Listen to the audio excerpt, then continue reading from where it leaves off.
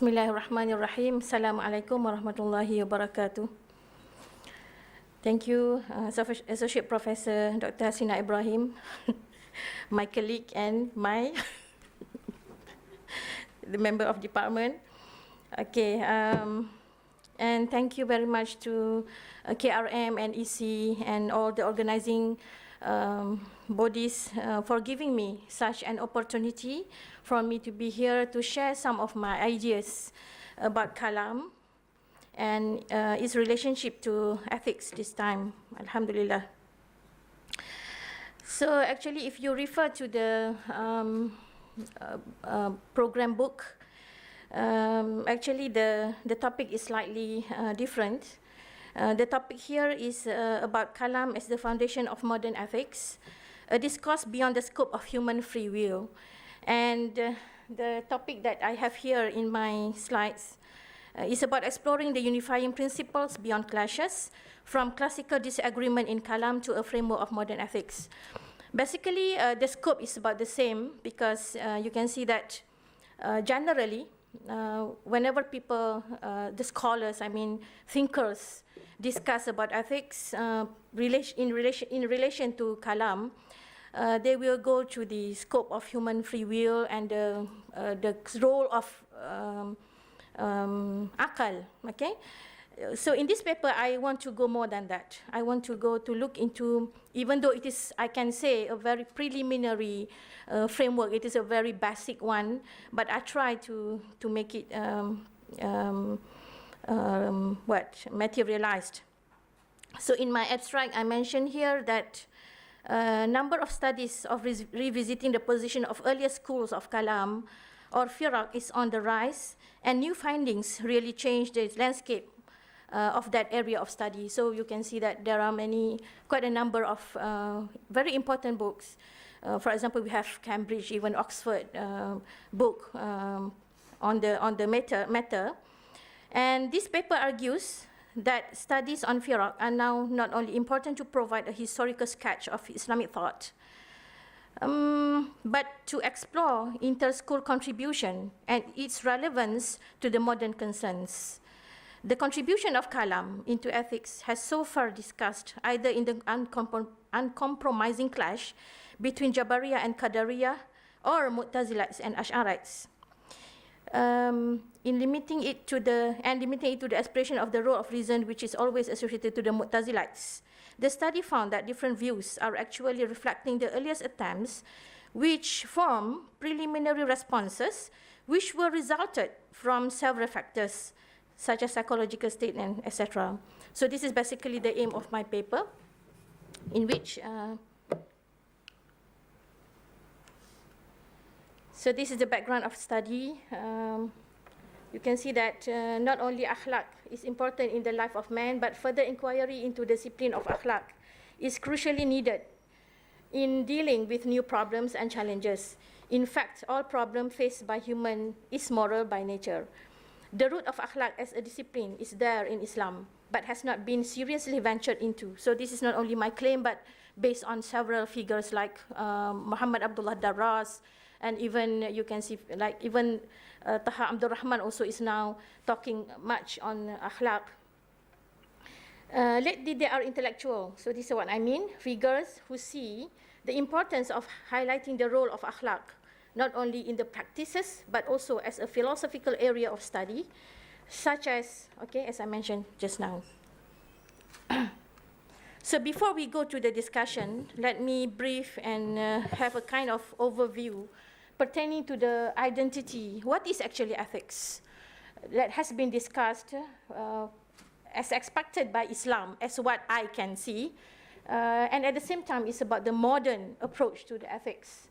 So, of course, in Islam, we can see that basically ethics is represented by the word akhlaq, okay, akhlaq. And I believe everyone is in the hall is very familiar with that word.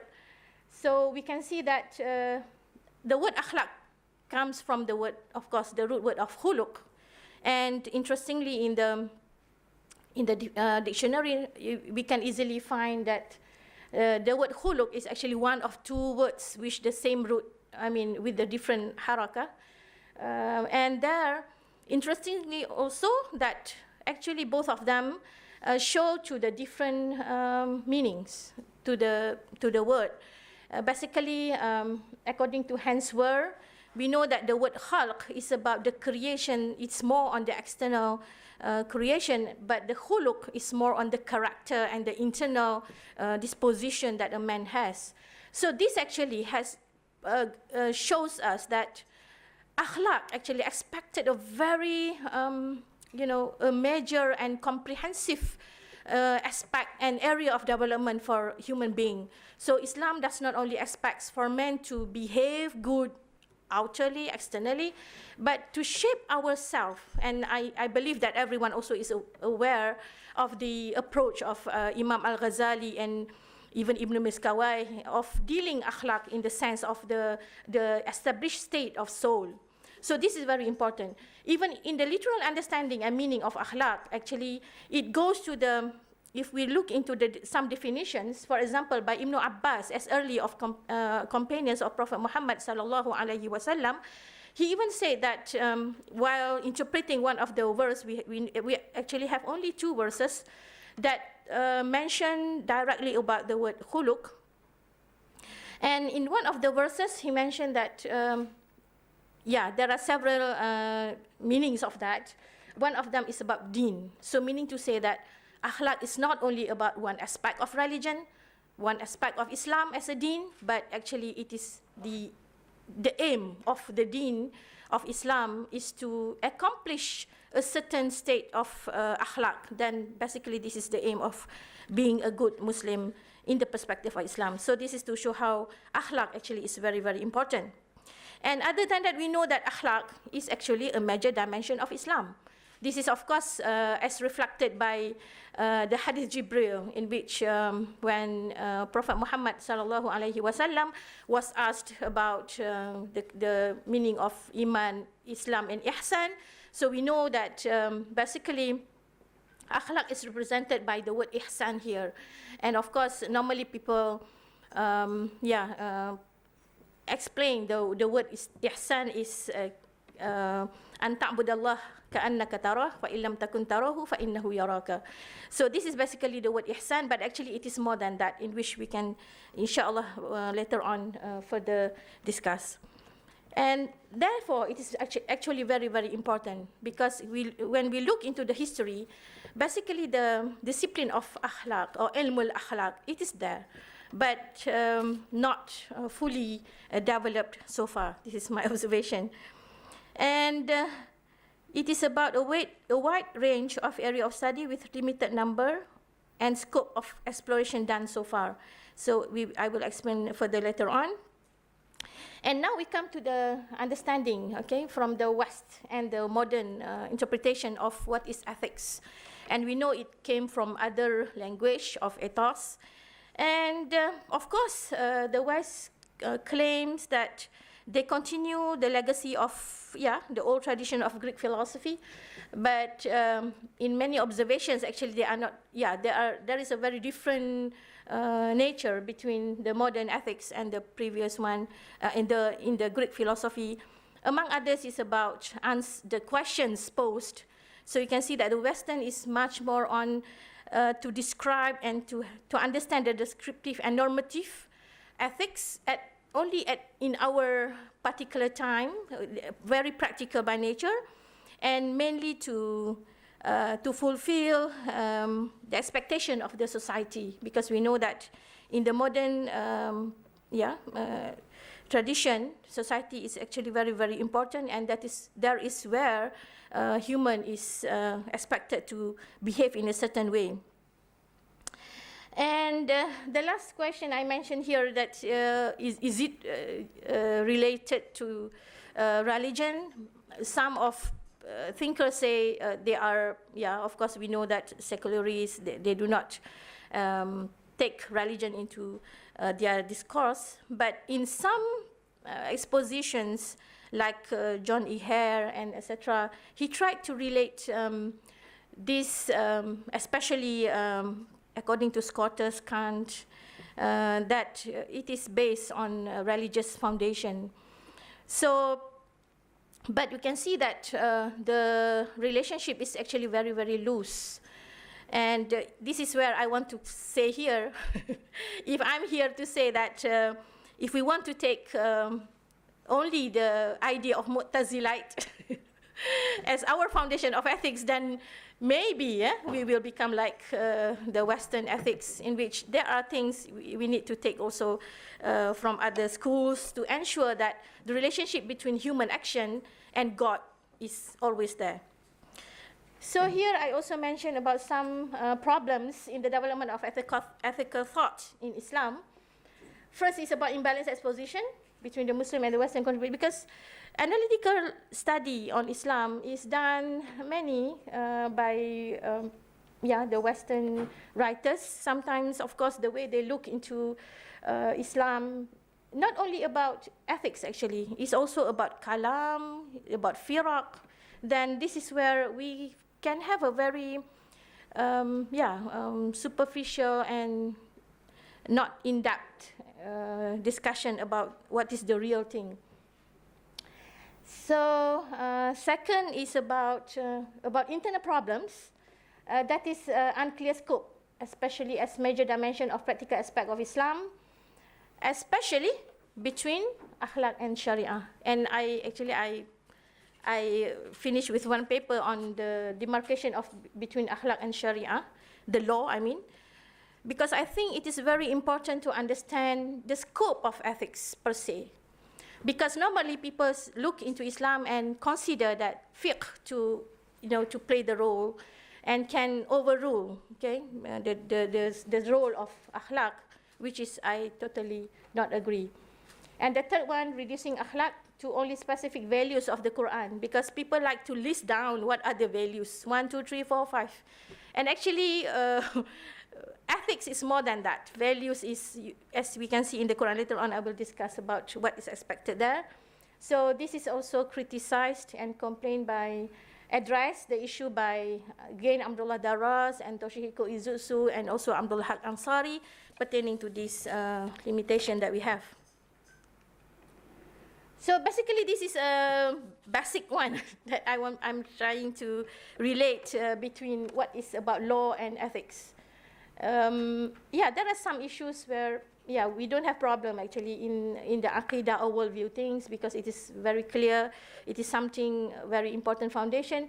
But since both law and ethics are practical side of Islam, so we have to understand that the goal of law, like any other legal system, is only on the basic needs of man. And we know that the nature of law is very, very clear and specific, but that is not the nature of, basically it is the loophole, the gap that we have in the practical answers to the understanding of Islam actually is much played role by akhlaq, in which, sometimes we can see nowadays people only want to know the answer yes and no. So that's why they go straight to the law or fiqh. But it is actually much more important also to understand ethics, because ethics teaches us how to decide things, how to know what is more important, less important. Because that's why I make it there. The ethical goals actually is moving to the perfection, insanun kamil. And how this is very static like this, actually it is moving, because the ethical goals will differ in accordance to different people. That's why I mentioned there, law aims at commitments of all individuals. When we already endorse the law, then everyone is expected to obey the law. But ethics, actually, you have a certain standard of obligatory, but even later on, it is a man to know where he is now.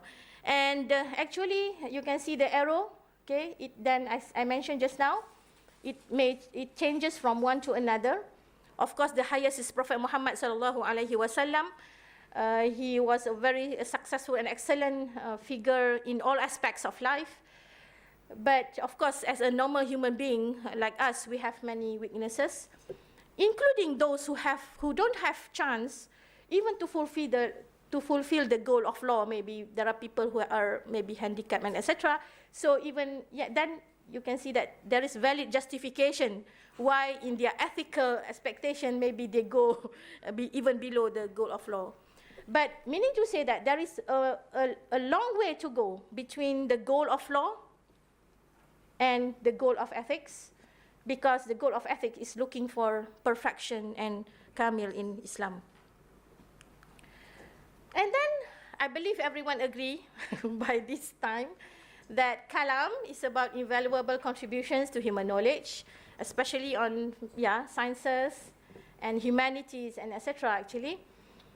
And I consider Kalam to be sincere at times by those who possess high sensitivity to respond to the challenges of time, especially in protecting the religion. And I believe we also agree on that. But for me, these are the people of elites. I mean, they take the challenge. They took the challenge, try to answer of the challenges of that particular time. That's why I mentioned here, I always mention this in my class, that mutakallimun were the researchers of the ummah. Because nowadays, I believe that everyone is very, familiar with the role of a researcher. The role of researcher is to look even beyond, very futuristic and very explorative by nature. So this is actually done by the mutakallimun. And most of the times have received criticism, especially from those people who do not understand actually the role of researchers of that particular time, because they see that religion is the most important thing to be defended. That's why, based on what they understood from the Quran, they tried to respond to the challenges of time. So even though you may be saying that I'm a liberal or what, that's why I'm here discussing about, even I'm not only say that Mu'tazilah is not all wrong, but I even say Qadariyah and Jabariyah is also not totally wrong, because they are reflecting a dimension from the Quranic teachings. But the problem is, we know that they were very immature at that time, and of course we know the role of politics to play a role, then finally it became negative by nature. So this is what I can see from Kalam. And ethics and Kalam, because akhlaq has long been associated to Sufism as spiritual enrichment of human. However, there is another dimension that is becoming more and more needed, that is the intellectual dimension of ethics. In fact, Al-Ghazali's theory of mean is intellectual when he places the utmost important role of intellect, al-hikmah, in controlling the other two faculties of anger and desire to achieve justice. So here, then, it gives the role to the intellect to control our emotion and desire. And of course, here, anger, we know it is about the spirit. It is not only being anger, okay? It is about showing that a person may have too high spirit or very least spirit, so we try to make it in the mean state, that is in the middle. So here also again, then we know Al-Ghazali from the Ash'ariyah, then he, in this situation, then he puts intellect to be very important. Akhlaq as man's activity to seriously look into the best way of doing something, and also the best to avoid from doing harm or bad. So this is mentioned also by Hamdi Abdul Al in his book, Ilmul Akhlaq, Bain ad-Din wal Mi'yari, if I'm mistaken. So he mentioned that actually akhlaq is about the attempt to do the best and to avoid as much as we can to, oh wow, to avoid from bad. Okay, I'm not yet in the, so this is the discussion, the scope of discussion among mutakallimun between two truths actually. No one is denying of the God's realm in which Allah subhanahu wa ta'ala possesses this attributes of kamaliyah with all the omnipotence and willing and etc. On the other hand, the human realms is actually pertaining to human choice about responsibility. I believe that no one, okay, in the discourse, the past discourse, deny any one of these, because these are very, very important. So actually the discourse took place in the gap, the question mark there. If it is to confirm absolute and unlimited will and power of God, the only conclusion that is suitable to him is then where is the will and power of choice of man, which are also important as basis to responsibility and free choice of man of his action. So this is basically the main problem. So here, when talking about the framework, I try to approach in two scopes. The first one is about human action as a process. So, but I first come with the Qadariyah and Jabariyah, because people always think that Jabariyah, Qadariyah is actually contradict by nature. But actually, in some of the books that I found, like Professor Irfan's Dirasat fil Firaq wal Dirasat Islami wal Aqaid Islamiyah, he said that it is not, because sometimes we look into the past from the explanation from the people who do not agree with them. Actually, Jabariyah portrays humbleness. That's why. And I always say to my student, if you're talking about you are now facing exam, okay, are you saying that you are on Jabariyah or Qadariyah? So, of course, we must be on Qadariyah, otherwise you don't put the effort, right? And when something happened to you, so are you going to be Qadariyah or Jabariyah? So this is one simple question in which the situation actually answers, in which we cannot just say that Jabariyah is wrong, Qadariyah is wrong, so it is not that. So this is how I try to look that, to show that Qadariyah and Jabariyah basically is coming from the understanding of the Quran. And the Quran is, of course, about miracle. It can address to people differently in accordance to their concern. So these are the human action. As a process, actually, I believe that these are the things that I try to, okay, the first one, the blue actually is about Ash'ariyah. And then the light color, the brown, or greenish brown, that is the Mu'tazilite.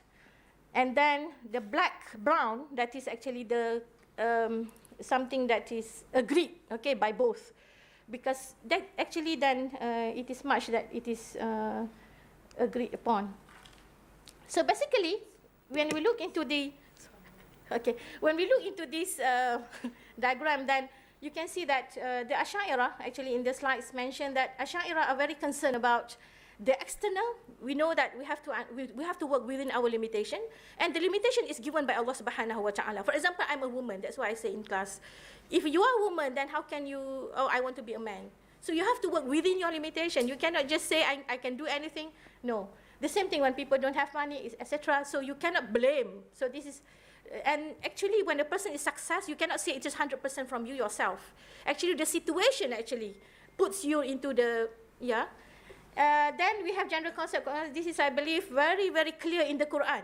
So this is what Abdullah Darras managed to come with a very excellent and critical exposition to the main foundation of the Quran in his book, Dusturul Akhlaq fil Quran. And the Ash'ariyah is again very concerned about normative judgment because it looks into the external factors. And the Mu'tazilite were very concerned about the creative effort, cognition, and volition. So you can see even in Abdul Jabbar book, Al-Mughni fi Abwab al-Tawhid wal-Adl, he is mentioning about the whole thing about cognition and volition. And for them, in fact, the human action is divided into two, that is the external and internal.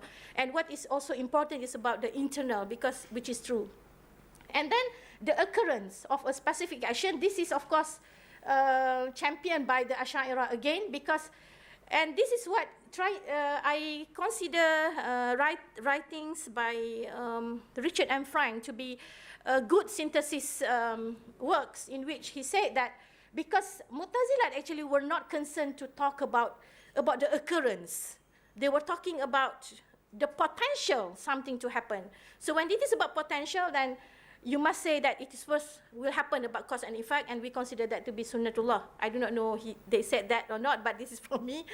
That's why I said that this in class. That's why some of my students said, in Malaysia we say Malaysia boleh. What is that?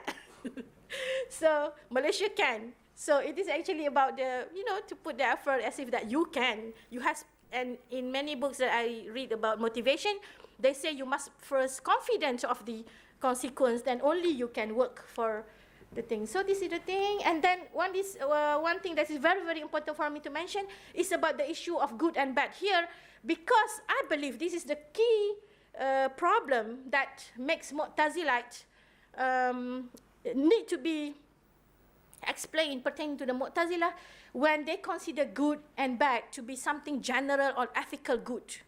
Many people think that they are talking about something that is very specific in the Quran. They are not believing in Sharia, they are not believing in Revelation, and this is wrong. Actually, they were looking into, because in many discourse, including Abdullah Daras, he mentioned that actually ethics is very general by nature. We know that in the Quran, it is about mujrim, it is about adl, it is about zulm. So we have to have reason, okay? We have to have processing here. What do you mean when you want to become generous? You have to, Al-Quran Karim does not tell us how much you can do the infaq, but you are the one who, so this is about something that is very, very important for us to understand, and this actually can bring to the synthesis of that. Yeah, and then by having this, this is the combination that we have in our modern ethics, because in Islam it is a combination between general and specific, and I try to translate into this diagram. You can see that at the middle it is about the real good, I mean the legal good. It moves. So the black color is something that no one is, that's why in my class I also say that the fiqh and the akhlaq is like a human body, in which the fiqh or law is about the bone that gives you the shape. Even when you see the bone goes, extra than the rest of part of the body, because it gives you function. Without the bone, then your finger cannot function. So that is the role of law and legal in Islam. But at the same time, we have the ethical goals. Actually, ethics is about the flesh and blood of our body. It is about the complete of the body. And you can see that, basically, akhlaq is not only playing the role of conversion. People always think that akhlaq is to control and control. But actually, akhlaq, when you look into it, especially the role of cognition in ethics, you can find that it is about divergence things in Islam, and about critical, not only critical thinking, but also creativity to take. This is what Daras mentioned in the Quran, a threefold perfection, which is difficult to find elsewhere: softness within firmness, progress within stability, and nuance within unity, in which is a very important. So I believe we don't have sufficient time. Okay, thank you very much. Assalamualaikum warahmatullahi wabarakatuh.